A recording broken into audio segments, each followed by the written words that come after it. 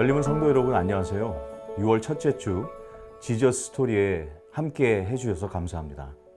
오늘은 시편 119편 17절부터 32절 말씀을 중심으로 나를 세우소서라는 주제로 은혜를 나누도록 하겠습니다. 하나님의 말씀을 떠나서는 그리스도인의 삶을 설명할 수 없습니다. 그 말씀이 나를 다시 살렸고 나를 일으켰고 회개와 온전함으로 이끌었기 때문인 것이죠. 오늘 시편 기자는 시편 119편 17절부터 32절 말씀을 통해서 고백하기를 말씀의 길을 따라 걸어왔다고 주님께 고백하며 앞으로 그 어떤 고난 중에도 그 길로만 달려가겠다고 다짐합니다. 주의 종을 후대하여 살게 하소서. 그리하시면 주의 말씀을 지키리이다. 내 눈을 열어서 주의 율법에서 놀라운 것을 보게 하소서. 나는 땅에서 나그네가 되었사오니 주의 계명들을 내게 숨기지 마소서. 주의 규례들을 항상 사모함으로 내 마음이 상하나이다. 교만하여 저주를 받으며 주의 계명들에서 떠나는 자들을 주께서 꾸짖으셨나이다. 내가 주의 교훈들을 지켰사오니 비방과 멸시를 내게서 떠나게 하소서. 고관들도 앉아서 나를 비방하였사오나 주의 종은 주의 율례들을 작은 소리로 읊조렸나이다. 주의 증거들은 나의 즐거움이요 나의 충고자니이다. 내 영혼이 진토에 붙었사오니 주의 말씀대로 나를 살아나게 하소서. 내가 나의 행위를 아뢰매 주께서 내게 응답하셨사오니 주의 율례들을 내게 가르치소서. 나에게 주의 법도들의 길을 깨닫게 하여 주소서. 그리하시면 내가 주의 기이한 일들을 작은 소리로 읊조리리이다. 나의 영혼이 눌림으로 말미암아 녹사오니 주의 말씀대로 나를 세우소서. 거짓 행위를 내게서 떠나게 하시고 주의 법을 내게 은혜로이 베푸소서. 내가 성실한 길을 택하고 주의 규례들을 내 앞에 두었나이다. 내가 주의 증거들에 매달려 싸우니 여호와여 내가 수치를 당하지 말게 하소서. 주께서 내 마음을 넓히시면 내가 주의 계명들의 길로 달려가리이다. 그러면 이제 말씀으로 들어가서 구체적인 내용을 살펴볼 텐데요. 시인은 고난 중에도 주의 말씀만 나의 위안이었다고 고백합니다. 그 내용이 17절부터 24절 가운데 있는데요. 시인은 자신을 하나님께는 종이요 세상에서는 나그네로 여기고 있죠. 17절과 19절 말씀입니다. 주의 종을 후대하여 살게 하소서. 그리하시면 주의 말씀을 지키리이다. 나는 땅에서 나그네가 되었사오니 주의 계명들을 내게 숨기지 마소서. 시인은 자신을 하나님의 종과 나그네로 소개합니다. 이 같은 시인의 자기 인식은 그가 하나님과 세상 사이에서 하늘과 땅 사이에서 어떤 존재이며 어떤 삶을 살아왔는지를 보여줍니다. 종은 시인이 하나님의 소유된 백성이며 하나님의 말씀에 복종하여 사는 자임과 동시에 하나님의 절대적인 보호와 공급이 필요한 자임을 나타내고 있습니다. 또한 동족들 가운데 살지만 시인은 외롭고 힘겨운 나그네와 같았음을 고백합니다. 나그네는 신명기 10장 18절에 보면 고아와 과부와 더불어 사회적으로 곤고한 입장에 처한 이들을 가리키는 표현으로 하나님의 긍휼을 바라는 대상임을 암시합니다. 따라서 이방 땅에 거하는 나그네처럼 자신의 인생이 어느 곳에서도 안정을 얻지 못하고 곤궁한 처지에 있음을 피력합니다. 그러나 시인은 고단한 삶에 대해 불평보다 이 상황을 주의 말씀으로 해석할 수 있도록 주께서 영안을 열어주시기를 바라죠. 18절 말씀입니다. 내 눈을 열어서 주의 율법에서 놀라운 것을 보게 하소서. 너무나 간절하여 기진맥진할 마음이 상할 정도가 되었습니다.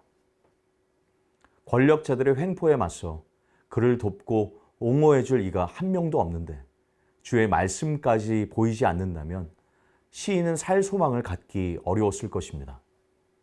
시인은 주의 말씀에 몸을 숨기고 그 말씀을 끝까지 붙드는 것이 고단한 날들을 사는 지혜임을 누구보다 다 잘 알고 있었던 것이죠. 자, 그렇다면 이어서 두 번째 문제인데요. 시인은 고난 중에서 주의 말씀만을 즐거움, 곧 위안과 충고자, 곧 모사로 삼고 있습니다. 24절 말씀입니다. 주의 증거들은 나의 즐거움이요 나의 충고자니이다.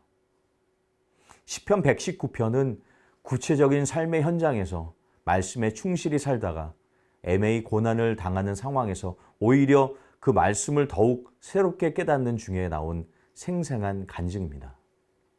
시인을 괴롭게 하는 자들은 하나님의 계명들을 떠나 타락한 자들로서 교만하고 저주를 받은 자들인 것이죠. 그들의 모습은 주를 사랑하고 주의 규례를 항상 사모하던 시인의 모습과 극단적으로 대비되고 있습니다. 그들은 하나님의 말씀보다 권력을 믿고 무고한 시인을 비방하고 멸시했습니다. 시인은 주께서 그들을 꾸짖어 주실 것을 믿었고 자신이 주의 교훈을 고수하면 대적들의 비방과 멸시가 떠날 줄 믿고 있었습니다. 그래서 비방에 비방으로 악에 악으로 맞서지 않고 하나님의 말씀을 묵상했음을 볼 수 있습니다. 주의 말씀을 기쁨과 위안으로 삼았고 자신의 길을 인도해 줄 지혜로운 조언자로 삼았던 것이죠. 주의 말씀은 대적들의 비방과 멸시 그리고 계략을 능히 피할 수 있는 길을 보여주었고 그 모든 공격을 물리치고 승리할 수 있도록 하는 충분한 지혜를 주었습니다. 그렇게 시인은 말씀에 의지하여 악한 권력에 굴복하거나 타협하지 않고 끝까지 신실한 주의 종의 자리를 지켰음을 볼 수 있습니다. 이제까지 살펴본 내용을 토대로 첫 번째 나눔의 시간을 가지시면 좋겠는데요. 시인에게 주님의 말씀은 고난 중의 기쁨이요 참 스승이었습니다. 주님의 말씀이 내게는 어떤 의미가 있습니까? 그 이유도 같이 한번 말해보면 좋겠습니다. 그런 말씀으로 돌아와서 시인은 고난 중에도 주께서 말씀하신 길로만 달려가겠다고 결단합니다. 25절부터 32절이 그 본문을 보여주고 있는데요. 자, 그럼 여기서 문제를 한번 볼까요? 시인은 자신의 절체절명의 위기 속에 있음을 어떤 말로 표현하고 있습니까? 25절 말씀과 28절 말씀입니다. 내 영혼이 진토에 붙었사오니 주의 말씀대로 나를 살아나게 하소서. 나의 영혼이 눌림으로 말미암아 녹사오니 주의 말씀대로 나를 세우소서. 자신의 영혼이 진토에 붙어 있고 양초처럼 녹고 있다고 묘사합니다. 119편의 셋째 여인 3년 25절부터 32절인데요. 이 3년은 자신의 영혼이 진토에 붙었다는 탄식으로 시작합니다. 시인의 고통이 그 어느 때보다 생생하게 전달되는 것을 볼 수 있는데요. 은유를 사용하여 자신이 처한 극한 상태와 상황을 묘사하고 있는 것이죠. 그의 영혼은 흙바닥에 완전히 처박고 납작 엎드려 진창이 되어 있었고 슬픔에 짓눌려 녹아내린 상태였음을 알 수 있습니다. 자신의 힘으로는 도저히 벗어날 수 없는 비참한 상황에 처해 있었습니다. 주의 말씀이 아니면 이 죽음의 진토에서 빠져나올 길이 없었던 것이죠. 시인은 영혼이 진토에 붙었을 때 주의 말씀에 매달렸습니다. 삶의 밑바닥이 가까울수록 주의 말씀에 더욱 가까이 다가갔던 것이죠. 고통으로 영혼이 눌려 기진맥진해져 있으면서도 작은 소리로 주께서 하신 그 기이한 일들을 읊조리며 상기합니다. 절망적인 사정보다는 주의 말씀을 자기 앞에 두었던 것이죠.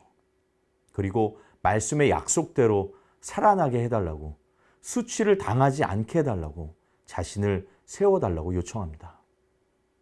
이처럼 시인에게 주의 말씀은 고난의 상황에서 구원을 호소하는 근거이자 고난을 이기는 능력이 됨을 볼 수 있습니다. 자, 그렇다면 문제에 어떻게 답을 할 수 있을까요? 시인은 주의 말씀을 따라 거짓 행위를 떠나고 성실한 길로 가겠다고 다짐합니다. 29절과 30절 말씀입니다. 거짓 행위를 내게서 떠나게 하시고 주의 법을 내게 은혜로이 베푸소서. 내가 성실한 길을 택하고 주의 규례들을 내 앞에 두었나이다. 시인의 기도는 절체절명의 위기에서 구원해 달라는 호소에서 그치지 않았습니다. 두려움과 불안으로 오그라든 마음이 넓어져서 다시 일어나 주의 말씀이 명령하신 길로 달려가게 해달라고 간구합니다. 그는 상황의 변화보다 마음의 견고함과 올바름을 달라고 기도했음을 볼 수 있습니다. 자신에게 닥친 가장 무서운 위험은 대적들로 인해 무너지는 것이 아니라 마음이 약해져서 악과 타협하는 것임을 깨달았기 때문인 것이죠. 적들의 권력보다 적들의 유혹이 더 큰 위협이었습니다. 그래서 거짓 행위를 내게서 떠나게 해달라고 간구하죠. 여기서 거짓 행위는 주의 법도의 길과 대조적인 표현입니다. 즉, 거짓 행위는 주의 말씀을 따르지 않는 삶의 방식과 태도를 포괄하는 표현인 것이죠. 이제까지 살펴본 내용을 토대로 두 번째 나눔과 연이어서 세 번째 나눔을 가졌으면 좋겠는데요. 내 상황을 묵상하면 두려움과 염려가 엄습하지만 마음을 들여 기도하고 말씀을 묵상하면 확신이 찾아올 것입니다. 지난 시간들 속에서 나와 우리 가정에 위안과 소망을 준 말씀이 있다면 그때의 상황과 함께 나눠보길 원합니다. 이어서 세 번째 나눔인데요. 시인은 영원히 눌려 기진맥진에 있으면서도 절망적인 사정보다는 하나님의 말씀을 자기 앞에 두었습니다. 올해 우리 가정을 말씀으로 세우기 위해 실천할 일들을 생각해보고 실천했던 일들을 한번 나눠보면 좋겠습니다. 오늘 우리가 함께 살펴본 시편 119편 17절부터 32절 말씀은 우리 앞에 캄캄하고 불안한 미래가 기다릴지라도 어떠한 믿음의 고백으로 이 땅을 살아가야 할지를 알려주는 말씀이라고 생각합니다. 우리의 믿음의 눈을 들어 믿음의 주여 온전케 하시는 이인 예수를 바라볼 수 있는 믿음, 그 믿음의 눈이 우리 모두에게 있어야 할 줄로 믿습니다. 오늘도 예수 중심의 말씀 읽기를 통해 나를 세우시는 주님의 손길을 깨닫는 귀한 시간이 되시길 간절히 소망합니다. 감사합니다.